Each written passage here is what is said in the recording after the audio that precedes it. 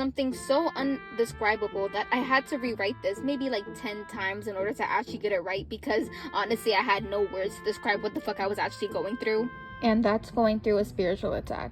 It's so undescribable because when you're going through something like a spiritual attack, it's not you who is actually feeling this energy. It's something else trying to fuck with you. It's trying to fuck with you. Whatever you believe in, God, Allah, all these things, honestly, I don't even know exactly what is up there. But all I know is my own experiences, which is something I say constantly on my channel because I'm not a psychic. I'm not an intuitive. I don't know these things so fluently. Honestly, I only just started to feel these things a couple months ago. So really, this is kind of new to me too. But, you know, just because it's new doesn't mean that I still didn't have my experiences. And hopefully my experiences with these things of supernatural and ghosts and all that stuff is interesting for you to hear. And also kind of cleansing for me to talk about because there's no one that I could ever relate to talk about this. So I've dealt with my hand and seen some ghosts. And this is sober, by the way. Very sober. Very fucking sober. So I've seen ghosts, I've seen spirits, I've felt energies, I've done all that stuff. And honestly, this is kind of confusing for me to even talk about on the internet because it's kind of like, how do I begin with something that I don't even fucking know anything about because I only just started feeling this like a couple months ago. Like, I saw a whole ghost in my room one time. A whole ghost. A whole man. Crazy, I know. And to anyone that's never seen that shit before, it's gonna be like, is this bitch for real right now? Like, if she's for real right now, is she really saying that she saw a ghost? Yes, I'm saying I saw a ghost. Yes, I'm saying that, fuck. And I know you're saying that because I would have been in your exact shoes if it wasn't for me, for the fact that I actually was the one that went through this stuff. A bitch just started meditating and now she's in the sky. Like, what the fuck? But you know, with the government coming out saying that aliens are real and and whatever the fuck the government, the ISA, wait, give me a second. I don't know anything about that. Like, with the government coming out talking about all the alien stuff, you know what I'm talking about. Honestly, I feel like it's a good place that we can all sit down as adults and be like, okay, so like this supernatural stuff could be real and we need to actually start accepting it within a society, you know?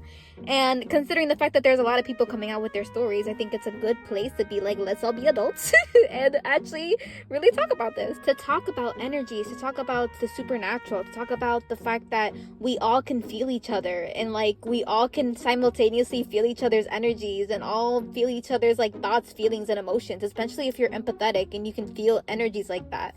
Like, it can really have a toll on your mental health, especially when you don't have an outlet to actually speak to anybody about this stuff that you're feeling. It's like people will just cock it up to you just being depressed or you may be having some type of mental illness, but it's like, Girl, you got a headache because you got powers.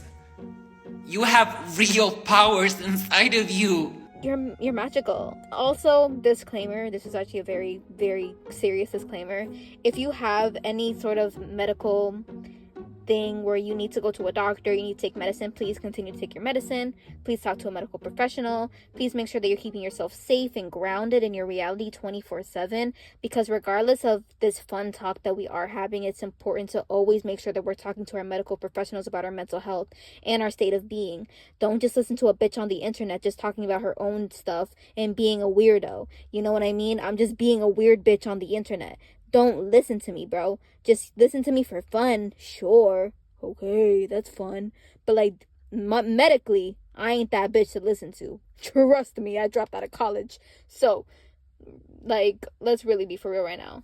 But other than that, like, this is just for fun, you know? Just to talk about, like, our experiences. Hopefully, like, you can talk about your own, like, supernatural experiences. And I kind of want to get into, like, a little group. Like, this world is much more complicated and much more unique and magical and groundbreaking than we can ever fucking imagine it to be.